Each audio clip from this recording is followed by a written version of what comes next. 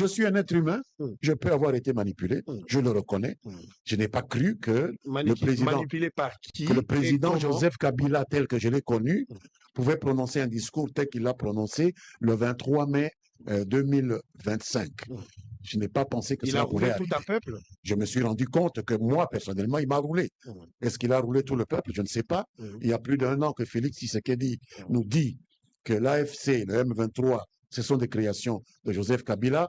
Peu de gens l'ont cru, y compris moi. Je ne l'ai pas cru.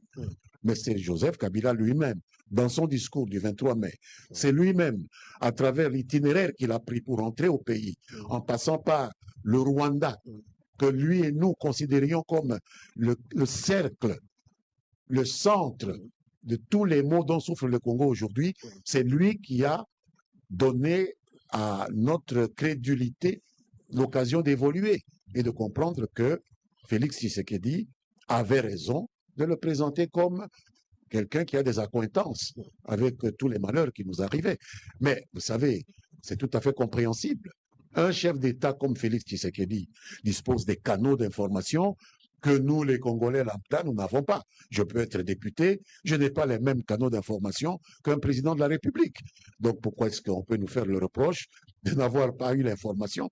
Lui, il a des gens qui sont payés pour aujourd'hui, vous allez être convaincu. Au jour le jour. Aujourd'hui, vous allez être convaincu. C'est Joseph Kabila qui nous a convaincus par ses propos et par son comportement. Qu'est-ce que vous attendez des Kabila?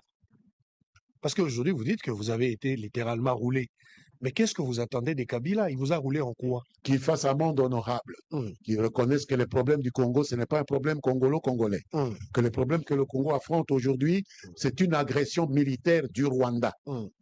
Une agression qui a commencé en 1996, du vivant de son père. Donc qu'il reconnaisse cela, qu'il fasse amende honorable et qu'il rentre à la maison.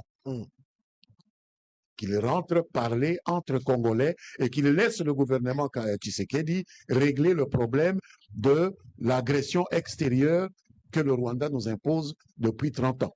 Et Tshisekedi s'y prend très bien.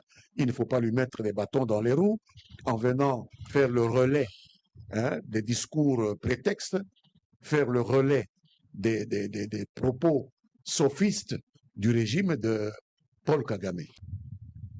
La nation est en détresse. Barnabé Kikaya a raison de le dire. La souveraineté est menacée. Il a tout autant raison.